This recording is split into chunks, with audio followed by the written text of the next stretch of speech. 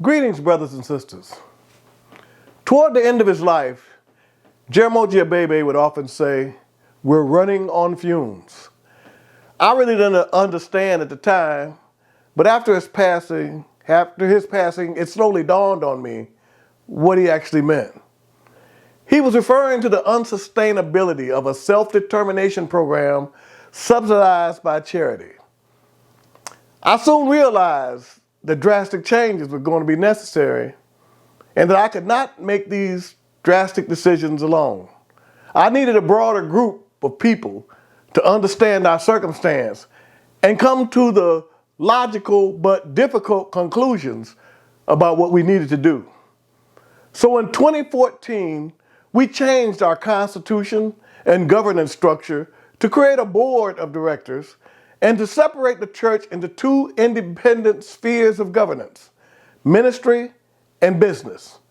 A national board of pastors to govern the ministry and a national board of governors to govern the business. But changing the governance structure of a church is like turning a gigantic boat. It's slow and it takes time. We've made significant progress, but we're still working to make that structure maximally effective. I've been interviewed several times in the last year by authors writing about the shrine. And invariably, all of their narrative acts follow the same path. They see our story as having a beginning, a high point, and then a decline. And after reading their work, I would tell each of them that I didn't see the shrine's narrative arc that way. I told them I see an organization that has had distinct phases or iterations. All of these iterations are grounded in the philosophy of Black Christian nationalism. Each iteration was a product of the effort to liberate Black people in a given period according to the people and resources at our disposal. Today we may be in a confusing time because we're in a period of transition. We are not what we were, but we have not yet become what we're going to be. And what may seem like a decline is really a transition from one form of Black Christian nationalism to the next. The decisions we are making must be understood with the long view in mind. They are for the future. We must be clear that we are laying the foundation for what Black Christian nationalism will be beyond our mortality. And when we look at our history with the long view, we see three distinct phases of our movement. From 1953 to 1973, the Central Congregational Church was a center of social and political activism. Its sphere of activity went into every area of Black life. The shrine was founded as an effort to make the traditional Christian church relevant to the liberation struggle of Black people. In the process of reimagining the Black church, a new Black liberation theology gradually developed. It attracted committed young activists who were products of a rising Black consciousness and dedicated to changing conditions for Black people. Social and political activism gradually evolved into a revolutionary Black nationalism, or what we call Black Christian nationalism, and we became the Shrine of the Black Madonna. The members from this era worked jobs and went to school during the day and pursued nation building in the evening and on weekends. The church and its program were funded by sacrificial giving and creative fundraising, teas, raffles, expansion parties, car washes, barbecues, cabarets, fashion shows, and even selling of personal possessions. Through these efforts, we were able to purchase the Mother Shrine and Culture Center and initiate a program of national expansion and purchased the National Trading Center. That beginning social gospel period laid the foundation for a revolutionary national church movement. Then, from 1973 to 2003, the church was characterized by expansion made possible by missionary outreach. During these years, the structure of the church was shaped by missionary outreach. Our operational model required full-time members, professional missionaries, total commitment, the acceptance of rigid norms, including a code of behavior and strict military discipline.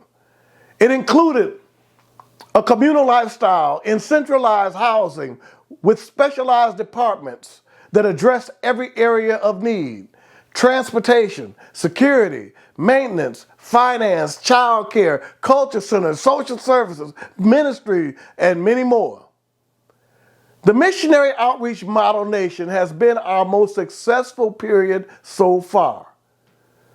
So for many members, it is the only iteration of Black Christian nationalism they have ever known, and they still regard it as normative and the standard by which our program is judged.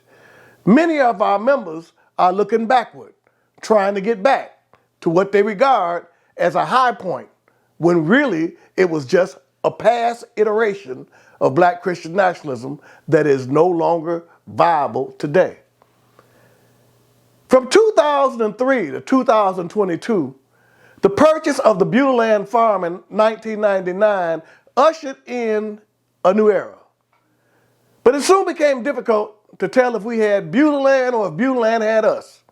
It overnight doubled the task of administering the church. 2 months into the Beulah journey, our beloved found a transition. It was always his intent for Beulah to replace missionary outreach as the chief source of church revenue. But he passed before he made it clear exactly how. Hence, this period was characterized not only by the struggle to develop Beulah, but also by the struggle to keep it.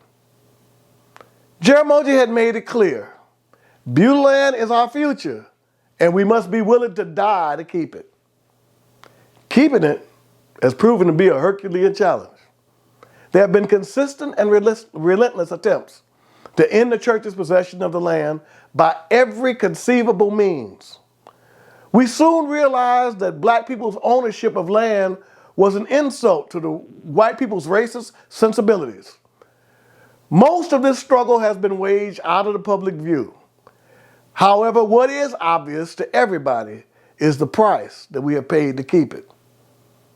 Beulah was originally 2,600 acres.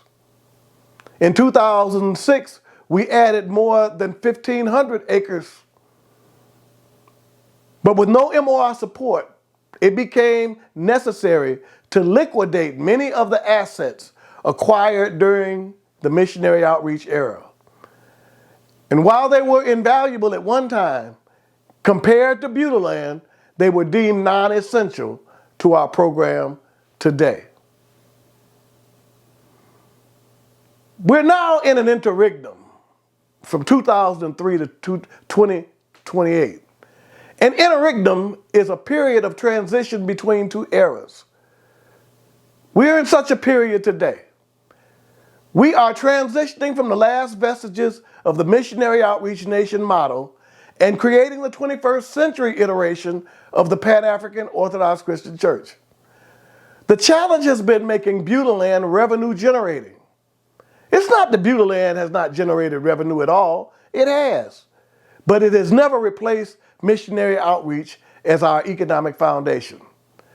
The only way we have sustained the missionary outreach model nation for the last 20 years is by liquidating assets to subsidize its operation. Today we have come to the natural conclusion of this process and must devise new methods to survive. We've been presented with the opportunity to enter into a solar lease that earns enough to more than replace missionary outreach. It is not a one-time, it's not one-time income as if in a sale. It is sustained, guaranteed annual income over a 40-year period. But it will take 5 years of preparation before the proposed 2,000-acre solar farm begins generating revenue. During this period of transition, our first challenge is surviving financially. Our second challenge is reimagining what the next iteration of Black Christian nationalism will be. And this cannot be done if we regard transition as loss. Transition is preparation, not loss. It's change, not death. But this only makes sense for people who have vision and faith. We have to believe that throughout our 70-year history, God has been leading us somewhere. And each generation of Black Christian nationalists have been willing and open to following where God leads. By our faith and vision, we are constructing the next iteration of Black Christian nationalism. It will not be the activist Central Congregational Church of the 50s and 60s, where we work to make the church relevant to the struggle. It will not be the revolutionary shrine of the Black Madonna of the 60s and 70s, where we worked jobs in the day and focused on nation building in the evening. It will not even be the Pan-African Orthodox Christian Church of the 80s and 90s, where we were full-time missionaries, organized in cadres, and living in centralized housing. These are simply forms Black Christian nationalism has embodied to carry out its mission in a particular time.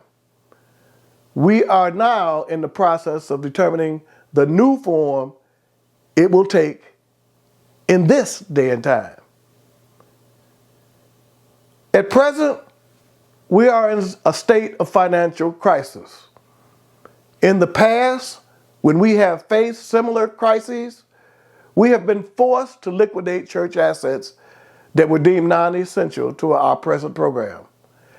However, each time we had to make these difficult decisions, there was, understandably, backlash from members who had a sentimental attachment to the property. We have never wanted to sell anything, but running significant deficits each year has made these sales necessary to stay afloat economically. Our deficit in 2022 alone was almost $600,000.